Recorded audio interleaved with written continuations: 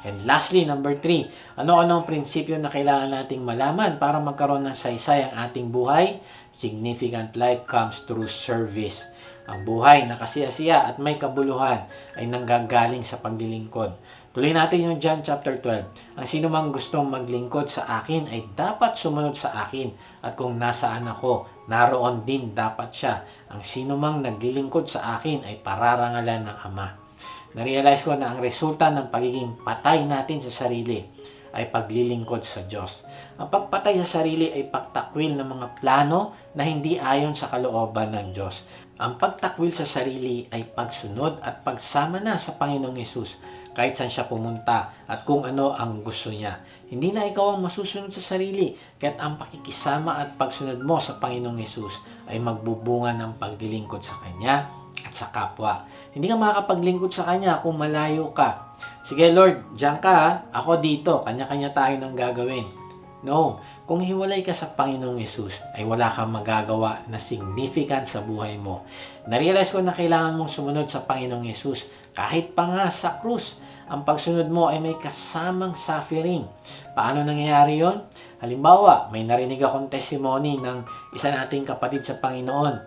Merong trabaho na offer sa kanya sa Canada. Kaya lang, ang kapalit naman ay malalayo siya sa kanyang pamilya sa Pilipinas.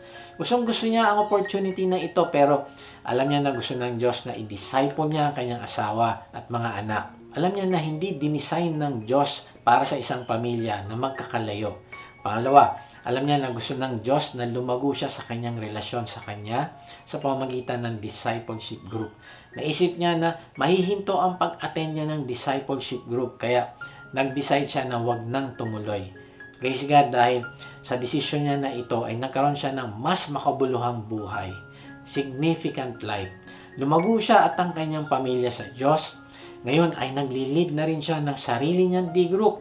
Ang mga anak niya ay naglilingkod na din sa church at kasama na din sa discipleship group. At ang bonus ay yung inaalala niya na masasayang nakita sa Canada ay pinalitan ng Diyos ng isang lumalagong negosyo dito sa Pilipinas. Ano yung point? Ang pagsunod sa Diyos ay may kasamang sakripisyo. Nakakalungkot dahil may mga kapatiran tayo na pag naging busy na sa trabaho ay wala nang time sa discipleship group. Kaibigan, di ka magkakaroon ng satisfaction sa pinagkakabisihan mo ngayon, malibang ipagamit mo ang iyong sarili sa Kanya. Alam mo ba na ang paglilingkod mo sa Panginoong Hesus ay pararangalan ng Ama? Yan ang sabi sa talata, kung nakibahagi ka sa suffering ng Panginoong Hesus, nagsakripisyo ka sa paglilingkod, ang sabi dyan ay pararangalan ka ng Diyos. Wow! Ito yung significant life. Nagawa mo ang purpose ng Diyos sa buhay mo. At dahil doon, ay meron kang satisfaction at joy. At ang bonus ay pararangalan ka pa ng Diyos. Imagine mo na ikaw ay pinatawag sa Malacanang ng presidente at pinarangalan ka sa iyong paglilingkod sa bansa. Di ba proud na proud ka? Pero ito, grabe, ang magpaparangal sa iyo ay hindi presidente, kung hindi ang Diyos na gumawa ng langit at lupa. Balang araw, pagdating mo sa langit, ay marirealize mo na napakaliit pala ng mga bagay na pinahahalagahan mo dati. Kung ikukumpara sa laki at glory ng Diyos na kasama mo na ngayon. Kaibigan, alalahanin mo na ang Panginoong Hesus ay bumaba bilang servant. Hindi siya nagpunta sa lupa para paglingkuran o hindi para maglingkod. Ialay ang kanyang sarili para sa ikaliligtas ng mga naliligaw. Pinakita niya ang pagiging servant niya nung hinugasan niya ang mga paan ng kanyang mga disipulo. Narealize ko na kung ang mga disipulo niya ay mga humble, ay baka nagunahan pa sila na naghugas ng maruming paan ng bawat isa. Pero walang gumawa nito. Kaya pinakita ng Panginoong Hesus sa kanila na ganito kayo susunod sa akin. Ito ang gagayahin nyo. Magpapakumbaba at maglilingkod kayo gaya ng ginawa ko sa inyo. Narealize ko na ang lahat ng totoong alagad ng Panginoong Hesus ay may dalawang pagpipilian. Susunod siya sa krus ng Kalbaryo o susunod siya sa sarili. Merong isang babae na sinabihan ng doktor na yung magiging anak niya ay retarded. Kaya't marapat na i-abort niya na lang ito. Alam mo, sabi niya, ayoko, mali ito. Hindi ito kalooban ng Diyos. Di baling mag-alaga ako sa aking anak habang buhay, wag ko lang siyang patayin.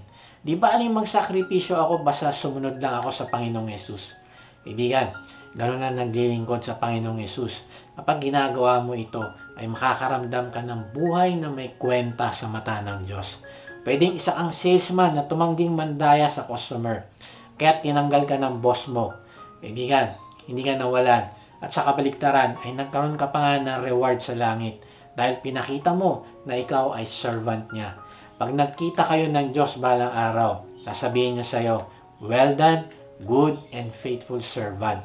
Merong isang abogado sa Romania na tinanggalan ng lisensya at napilitang magtrabaho sa mga maliliit na opisina. Bakit? Kasi palagi niya pinapamalita ang mabuting balita ng kaligtasan mula sa Panginoong Yesus. Kaibigan, itong mga Kristiyano na ito ay mas pinili na sumunod sa krus kaysa sundin ang sarili. Mahirap, pero ito ang daan para ka magkaroon ng joy at fulfillment. Ating natutunan na makakaramdam ka ng buhay na may kwenta sa mata ng Diyos kung maglilingkod sa Panginoong Hesus. Handa ka na bang sumunod sa ating Panginoon? Paano mo ito isasakatuparan sa iyong mga sarili? Ang pahayag na ito ay dapat nating ipalawig at ibahagi sa ating mga kaibigan at mga kakilala. Naisip mo na ba kung kanino mo ito ibabahagi?